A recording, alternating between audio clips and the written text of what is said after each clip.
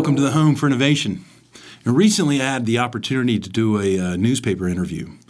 And the reporter asked me a question I thought was interesting. She says, is Made in America, is that mantra, is it making a comeback? Well, of course, being biased and being excited about innovation in manufacturing, I thought immediately, yes, it's making a comeback. But then I thought, well, maybe my own bias is at play here. I better go do a little research on the web. So I started looking around, and it turns out, yeah, Made in America is making a comeback. We're starting to see it all kinds of places, from people who make, pet supplies to people who make car parts for your Mustang.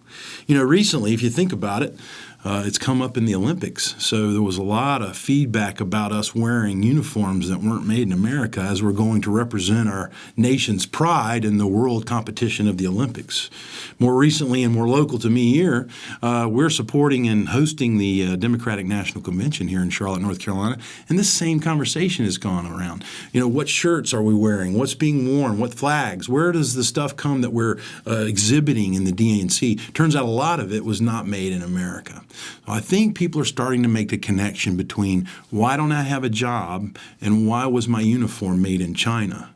The reason is because these jobs, we have let them go and we have essentially sold our souls. So we have an opportunity to reclaim our souls. And I think that's what you're seeing right now. You're seeing companies realize, Americans realize it's important that we hang on to these things. It's important that we support innovation in manufacturing because this supports the middle class.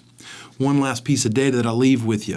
In a recent report I read, since 2008, 70% of the population has lost 40% of its wealth. That means the average household income went from about $133,000 to $77,000 a year.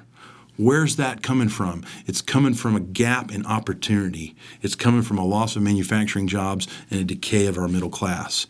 Is Made in America coming back? You betcha, and for all the right reasons. Stay tuned. We'll see you here next time on the Home for Innovation.